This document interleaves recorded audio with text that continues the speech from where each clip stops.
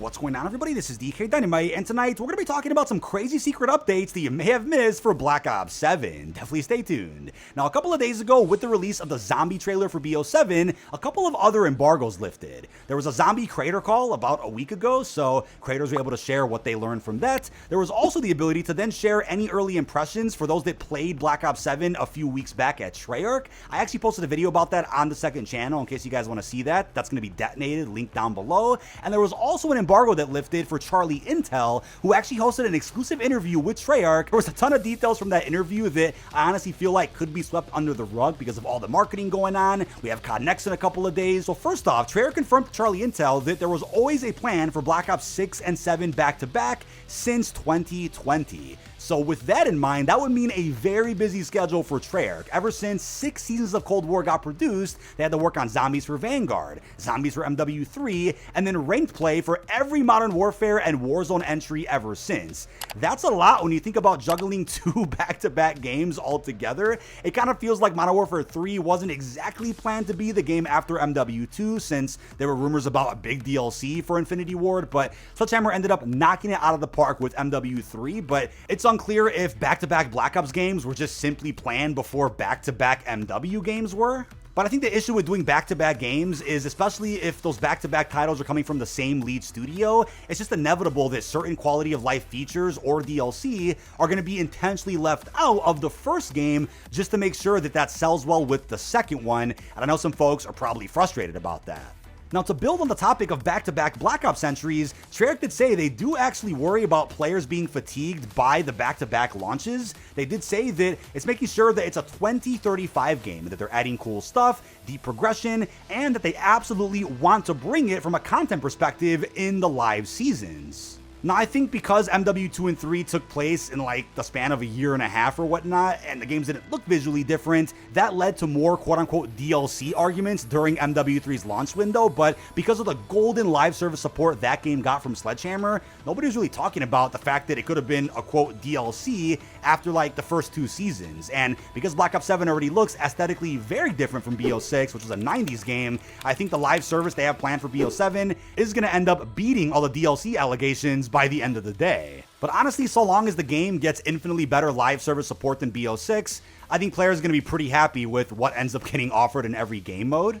Now, Treyarch also told them that Tac Sprint was in BO6, as every game had it since Cold War, but they intended to remove it for BO7. And that's what I mean, right? There's going to be intentional changes made for the sequel game, which I know we saw a lot of that with MW3 a few years ago as well. And Matt Scronston followed up by saying, and I quote, "That was the case where we're kind of being mindful to where we didn't want players to feel like we just kind of took something away from them."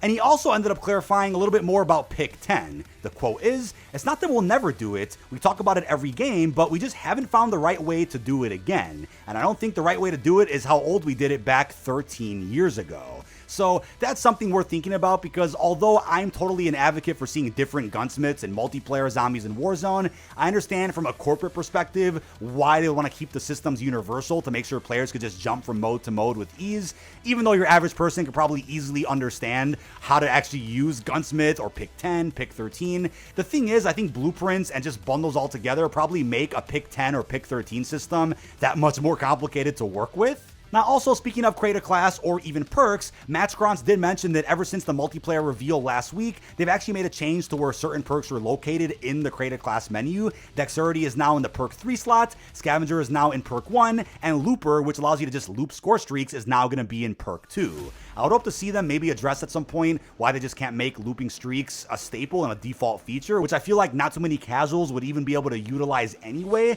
That's more of a feature for hardcore fans, but I guess that's why they made it a perk at the end of the day, even though MW3 did looping streaks pretty well deep into the game's life cycle. Now, to also address last gen support, which I do believe is going to get cut off with Modern Warfare 4 and the big engine shift next year, Treyarch said, and I quote, "A shocking number of people still play on those platforms. We feel like we can make an experience where the gameplay is largely there. Obviously, the visual experience is nowhere near where it needs to be, though." They also mentioned that no features were canceled because of bringing the game to last gen, stating every feature was developed for current gen in mind and ported to last gen if they work on those platforms. So that's again further clarification that they aren't taking the COD franchise as far as they could because of last gen being there. If anything, I would prefer if last gen just had a bunch of missing features to really incentivize players to upgrade to next gen, or I guess current gen, or even a PC.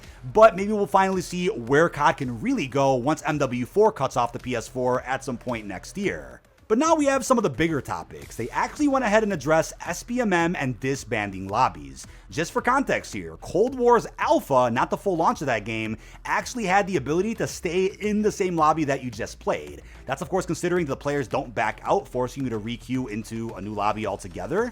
But ever since Modern Warfare 19 and after the Cold War beta, we ended up seeing the addition of disbanding lobbies every single game. Infinity Ward mentioned that they were looking into it for Modern Warfare 2, but never really did anything about it, nor did they really address it on Twitter or anything. Modern Warfare 3 actually introduced the ability to stay in your lobby if you chose to. You get a button prompt at the end of almost every match, but that feature was only seen for maybe one season and then was never talked about again. So Treyarch said that they see the comments about that, but it's not under their control to change or adjust those features. They said, and I quote, "We are just the developers." Once again confirming that matchmaking is handled by Demonware, there's higher up decisions being made about SBMM and disbanding lobbies by Activision, and the anti-cheat that you see inside of the multiplayer and the Warzone is handled by Team Ricochet, not the folks internally over at Treyarch.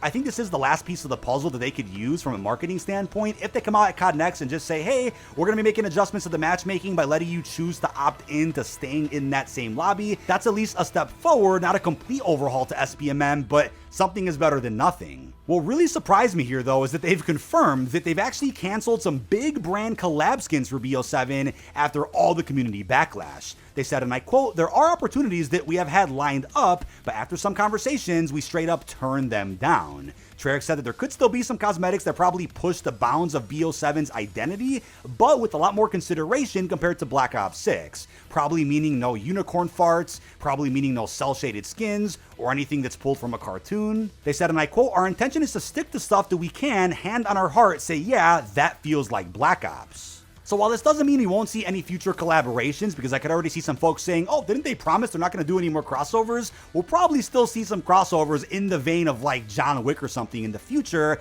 We just won't see any collabs that are too far out there to where it breaks immersion inside of the multiplayer or even zombies.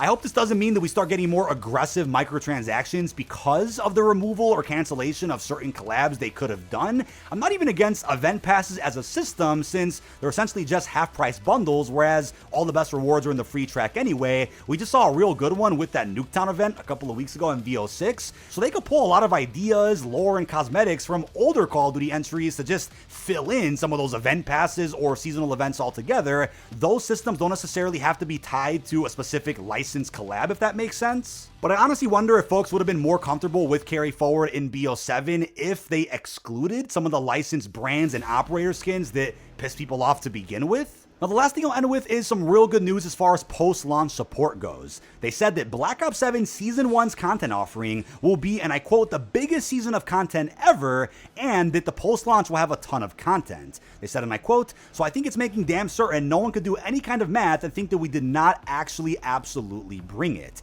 Every season of BO7 will have a new map for zombies with plenty of round-based maps throughout the post-launch. I'll make a separate zombie vid on that in the future because that could also include basic survival maps, not big new round-based maps with full-fledged Easter egg quests." They also said they'll be supporting the 20v20 skirmish mode if there is interest in it, so I guess we'll see what the player count looks like for that mode in the launch window. It won't be a mode that you can play during the beta, and if it does well consistently and is probably used for camo challenges, then you can bet there'll be bigger 20v20 maps added in the post-launch.